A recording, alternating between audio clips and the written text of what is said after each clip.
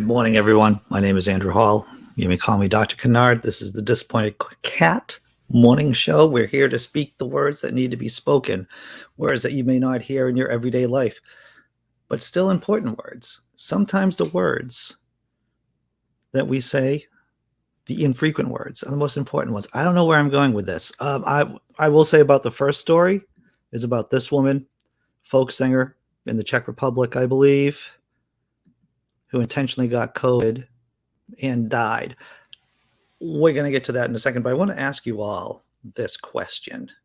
And I'm sure you've thought about this or know someone who is in a situation where their romantic partner, either their wife, their girlfriend, their husband, is an anti-vaxxer.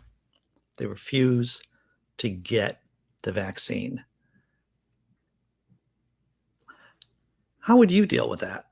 Let's say that you, and maybe you already do, maybe you have someone that you're in a relationship with that refuses to get the vaccine. How do you deal with that? How do you work that in the relationship? I don't know. I don't know. I don't know how I would react if the person who I'm in love with was to say, I'm not going to get the vaccine. It would put strains on the relationship. Would I end the relationship? Maybe I would. I don't know. I would definitely say that the relationship would be altered because I would like to think that I'm romantically involved with someone who's rational, right? And I'm just not, I love my girlfriend. She's great. She's in the field. She's in the medical sciences field. She's a data specialist. So she and I have been on the page throughout the pandemic. In fact, we communicate quite a bit about what our strategy is and what our official policy is regarding going out in public, masking, being careful. But I will say I've been in relationships that I haven't been on the same page with the other person. It's probably one of the reasons why they didn't work out. But have you been, or are you in a relationship, or do you know someone who's in a relationship with someone who's an anti-vaxxer? Someone who, maybe they're not a complete anti-vaxxer, but they just won't take this vaccine, the COVID-19 vaccine. I'm going to check out the chat and see if you all have anything to say about this before we get actually into the news story. Well, blazing. There you go. There are plenty better people to have as friends. Oh, interesting. Next door to me is a couple who is like that. We are related. I wonder how they have their conversations, right? How they discuss what's going on in the world. Your sister won't get vaccinated. Yeah, yeah. That must be difficult. Why, thank you, Big Zebra. This is what I call my my fashion expert. That's me, by the way. My producer, my director, the one who writes the copy here, is also the fashion expert. Uses the procedure of what's clean, and I'll put it on me. All right, a lot of snow there in the background. Yeah, I would have a problem with them not knowing what you might contract. Yeah. I think here's the thing too. Even in the early stages of a relationship, when you think the other person's reasonable, only to discover that they may not be the person you thought they would be, or perhaps their opinions change over time. It's difficult to navigate. It's difficult to navigate. I have stories about past relationships where I wasn't. Maybe we'll talk about that in the after party, after show, in the open room starting at 9:30. Let's get into this story, everyone. I thought I'd ask you because I think it's something that we don't talk enough about actually within the community is how do we deal with romantic partners who are a danger to themselves because of their medical choices. So this woman here, poor choices. Anti-vax folk singer got COVID on purpose, and now she's dead. Her husband is vaccinated. Her son is vaccinated. she chose not to be vaccinated. I'm getting ahead of myself. Let's get into the story, everyone. Links in the description before. Hana Horkad, that's how I'm pronouncing it, a popular anti-vax folk singer in the Czech Republic, could no longer perform with her popular band Assonance, the oldest folk band in the country, amid new restrictions requiring vaccination or proof of recovery from COVID-19 to enter concert halls and performance venues. So when her vaxxed up husband and son caught the virus, she decided it was her chance to get a health pass without rolling up her sleeve for a jab. The 57-year-old quickly became infected and seemed to be on the road to recovery. Oh, man. We've seen a lot of stories like this. We've covered a lot of people who had COVID, thought they were doing well, and then they nosedived, and then they just went downhill really quickly. Her son, Jan Rek, told Czech public radio station, I'm not pronouncing that word because I can't. Then on Sunday morning, as she got up for a walk, she was stricken with back pain. 10 minutes later, she was dead after choking to death. Yikes. 2 days before she died, the singer posted on social media that she made it through the worst of the virus. I survived. It was intense, she wrote. So now there will be the theater, sauna, a concert, and an urgent trip to the sea. Her son said the strong anti-vax movement in parts of Europe was to blame. There have been reports of COVID parties in Italy, Austria, and across Germany, where new restrictions have punished the unvaccinated.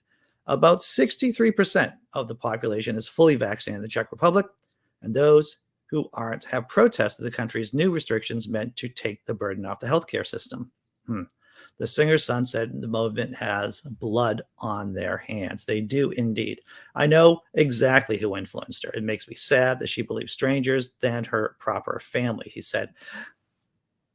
I feel for him, but it's important to point out, just because you have a close emotional relationship with someone doesn't mean that you should take their word on science.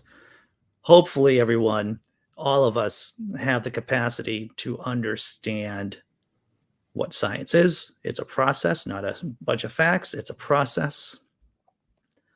And that people are able to make intelligent decisions. Yeah. It wasn't just a total disinformation, but also views on natural immunity and antibodies acquired through infection.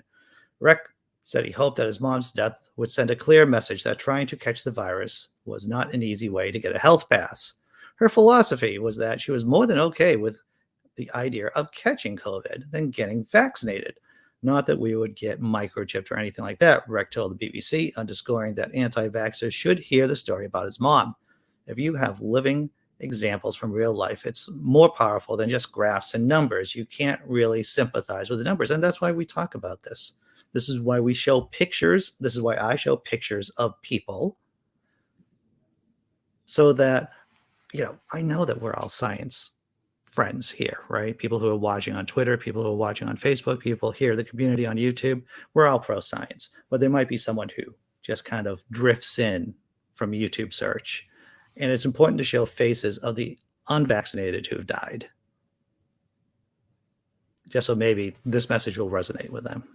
All right, everyone. I'm going to check out the chat before going into the next story. Maybe a feel-good story, actually. Maybe a feel-good. I don't know why he thinks masks are dumb. Oh, it's interesting when I go into the chat because there are threads going on that I'm not completely aware of. So, my dad is an anti-maxer, but not an anti-vaxxer. Man, it is. Yeah. It's weird how people cherry pick what they choose to believe in. What's up, Cryptameria? I hope you're doing well. Simply Secular Dave from the West Coast. I hear it's cold. It's cold here today, too. Dee Parks, I have to say thank you, Dee Parks, because you alerted me to this story. And it's so compelling. I needed to share it. In my heavily red state, no one is even trying anymore. I will have to say, I don't think there's an evening that goes by when my girlfriend and I are watching CNN, when I am yelling at CNN, right?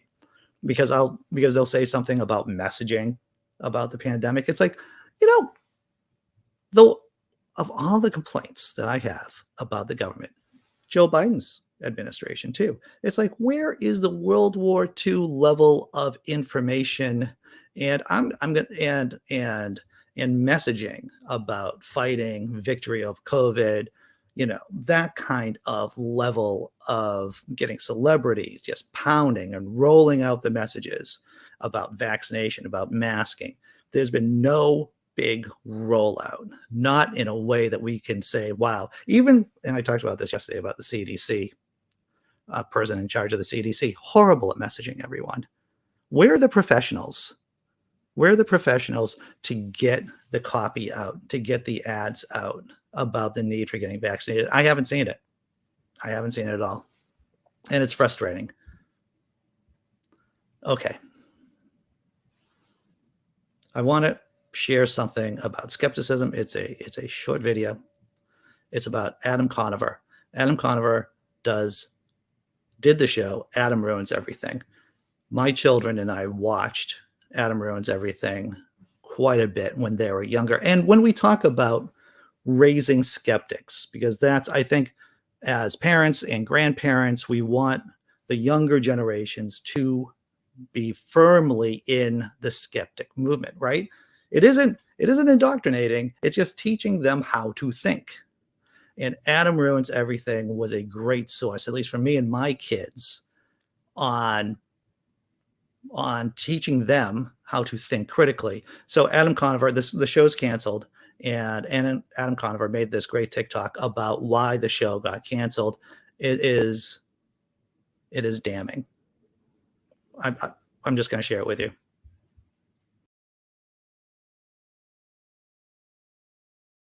Okay, people are always asking me this. What exactly happened to Adam Ruins Everything? Happy to tell that story, but it is a little bit weird. So I made Adam Ruins Everything for close to 5 years for True TV, and we were a hit for that network. We were the second biggest show they had, depending on how you crunch the numbers. That Carbonaro guy did pretty good too, but we did really, really well. So why would they want to end the show? Well, here's what happened.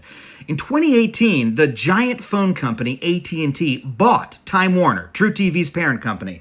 And when they did that, they did what they always do every time there's a big mega merger. They laid a ton of people off. 100 people were fired from True TV, including the head of the network, the vice head of the network, the entire programming department, the entire marketing department, basically everyone in the entire building was let go. And then they started canceling shows to cut costs. So the writing was on the wall, so we figured, hey, this is probably going to be our last contract. So we turned our season finale into a series finale, and we did a big, badass final episode that tied everything up in a bow. It was super meta. It talked about our relationship with the network and with advertisers. I'm really proud of that episode, and you can still see it on HBO Max.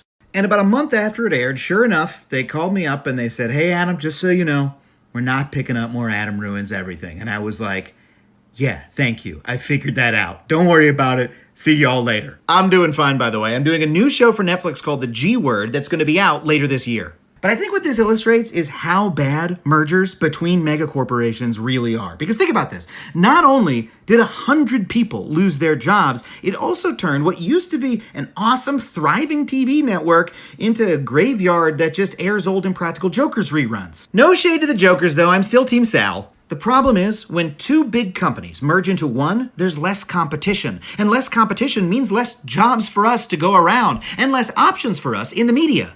So if you want to know what killed Adam Ruins Everything, monopoly capitalism did. That's the murderer.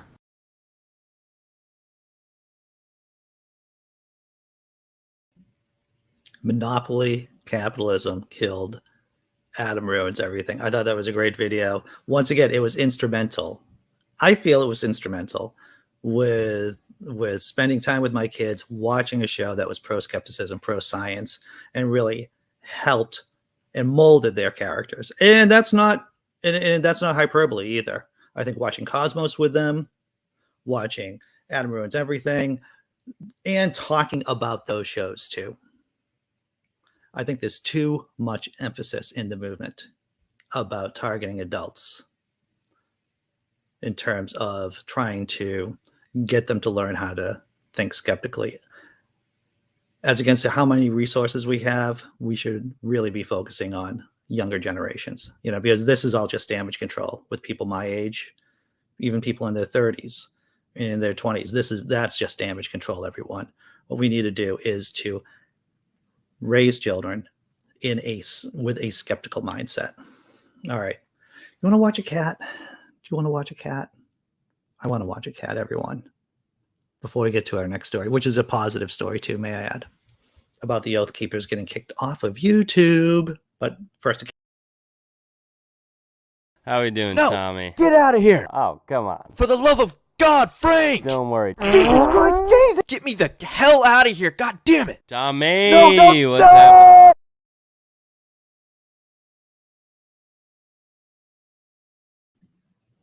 I bet that dog's an anti-vaxxer too. Okay, that was uncalled for. All right, what's our next story, everyone? Oath Keepers kicked off of YouTube. YouTube does something good. Though I wonder whether or not I'm going to get banned or get a community strike about talking about the Oath Keepers getting banned off of YouTube. Now that would be a slice of Kafka. That would be a big slice. YouTube deactivates channels linked to the Oath Keepers. YouTube deactivated 2 channels linked to the Oath Keepers, a far-right group whose leader and members have been charged with sedition for involvement in the January 6th attack on the U.S. Capitol. The 2 channels that were deactivated include one called the Oath Keepers and another belonging to Stuart Rhodes, the group's founder and leader. The first group had under 45,000 subscribers, while Rhodes' account had less than 20, according to Axios. Must have been his backup account. This termination follows evidence presented in federal indictments against the Oath Keepers and the charges against them in the role of the January 6th attacks, YouTube said to Axios. YouTube also said the channels violated the site's creator responsibility guidelines, which say if there is a, quote, significant evidence presented in a court of law against the creator for a very egregious crime, we may terminate their channel if its YouTube's content is closely related to the crime, Axios reported. Moving forward, the Oath Keepers cannot use, own, or create channels.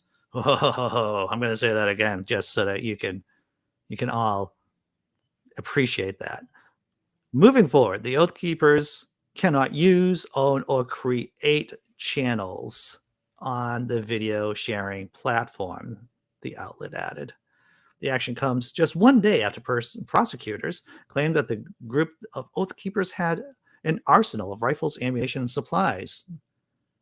Just before we went over the story, right? They had a cache of weapons ready to be used in case Donald J. Trump announced martial law. And so now at least 2 of their channels have been kicked off of YouTube. Good job, YouTube, for doing something good, for doing something right. Going to check out the chat. Hey, someone in the chat's probably saying, Andy, haven't even asked people to hit the subscribe button or to hit the like button or to mention that you don't do ads on this channel because you don't want to subject your viewers to crappy Amazon ads because Amazon's anti-union. And you're right. I forgot to say all of those things. Look, there's no ads here. Everyone, this is just funded because there are costs. There are costs. So, YouTube members, patrons, thank you. People who drop me some shekels via PayPal and Venmo, thank you. Links to PayPal and Venmo in the description below. People who do super chats, thank you very much. I just need to say those words before I look at the chat. Let's see, checking things. It's Friday, man, right? It's Friday. It's been a busy week for Dr. Kennard, I have to tell you. Between the job and this job and Only Sky. Have you seen Only Sky? Creating content there. Herding some cats, comedy cats on Only Sky. I got stories, everyone. Stories I can't tell you. But yeah, they're good. They're good stories. Very positive things going on at Only Sky. All right. I think we're ready. I think we're ready to go for... Oh, BigZebra.com says the Oath Keepers, the Oath Keepers have been charged with being seditious wankers. Yeah, that's fair. And you're right, John. The oath keepers are are a domestic terrorist group. There's no doubt about that, right? They're a militia. They're heavily armed. They specifically look for police officers. They specifically look for active service military and ex-military to fill their ranks. They're brown shirts. They are brown shirts. All right, how much time? We got another 5 minutes. I'm going to do one last story before wrapping up the show. This is a positive story too. I just want to say that. And I don't throw my vegetarianism, me being a vegetarian, down your throats. I hope, right? It's just every once in a while I'll throw a story or I'll mention it. And that, this is for McDonald's. They're doing a McPlant. I know that's a horrible name. It's a horrible name, everyone. The path to national launch, McDonald's expands meatless McPlant to about 600 more locations.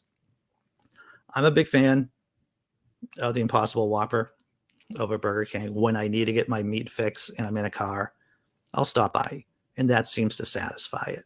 But McPlant, this is McDonald's answer to the Impossible Whopper. Let's check out the story. On February 14th, fast food chain McDonald's will expand the test of its first meatless burger, the McPlant, to approximately 600 additional locations in the San Francisco Bay Area and the Dallas-Fort Worth region, not in the Boston area. Gives me the angers. McDonald's first began testing the McPlant, which it developed in partnership with the vegan brand Beyond Meat in early November at 8 test locations in Irving, Texas, yada, yada, all those locations that I am not close to, even remotely. The meatless burgers feature a plant-based patty made from peas, potatoes, and rice that comes with a tomato. Topped with tomato, lettuce. Yep. With all the rest of the burger fixins. Both the mayonnaise and the cheese are not vegan, and the burger's patty is cooked on a shared surface with meat products. McDonald's USA is expanding the test to select restaurants in your area to help us understand the customer demand. I am skeptical about this product. I am so skeptical. Am I going to try it? Hey, I tried Colonel Sanders, KFC's Impossible Nuggets. An honest attempt. It was close, everyone, at least in my humble opinion. Would I order them again? Probably not. But it was an attempt. The McPlant, I don't know if it's going to go too well for McDonald's. All right, checking out the chat one more time before wrapping up the show. At 9:30, we do the open room for Democrats, progressives, leftists, atheists, humanists. Link is in the description below, everyone. Tobacco. Do you remember I remember the you can always tell how old someone is, and I'm not throwing any shade to Dave, but what season of The Simpsons they reference, and I remember the tobacco. It's a combination of tomato and tobacco. A great episode of The Simpsons. You lost your interweb, John Hudson. I'm sorry to hear that. It's not like McDee's is real food anyway. You're right about that, Cryptameria. All right, check it out. All right. Some McDonald's in New Brunswick serve McLobster rolls. Yes, that was a seasonal item down here in Massachusetts 2 years ago. All right. I think we're closing up the show. Hey, everyone. Thanks. Thanks for showing up. Hopefully I'll see you at 9:30. I'm going to drop a cat video, and then I'm going to drop a thank you video for YouTube members and patrons. I'll see you at 9:30. Take care.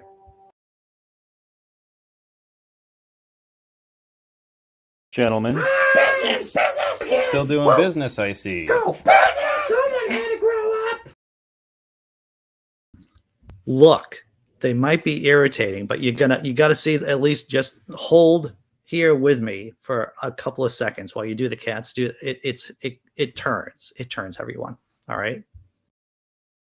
Gentlemen. Business! Still doing business, I see. Go business! Someone had to grow up! What do you mean by that? We need a chat! Yeah, we need your help with something! Okay. We need a music video! Yeah! Why do you guys need a music video? Oh, for the band you guys manage. Doug! Buckaroo Doug. Whatever! So you need a music video for Doug. Yeah! Hang on, I gotta fix this. It's Buckaroo Doug. I liked it like that! All right. Do it. Doug, get out here. Buckaroo Doug! Yeah. All right, now listen up. They call me Buckaroo Doug. I'm the fastest with the snug. So if you're in need of hugs, then you best go pick me up. Yeah. Come along, pick me up, get a hug, get a snug. Put me down and I'll run and hide. Get along, leave me be, give me space and a treat. Buckaroo Doug abides. Now get this thing off me.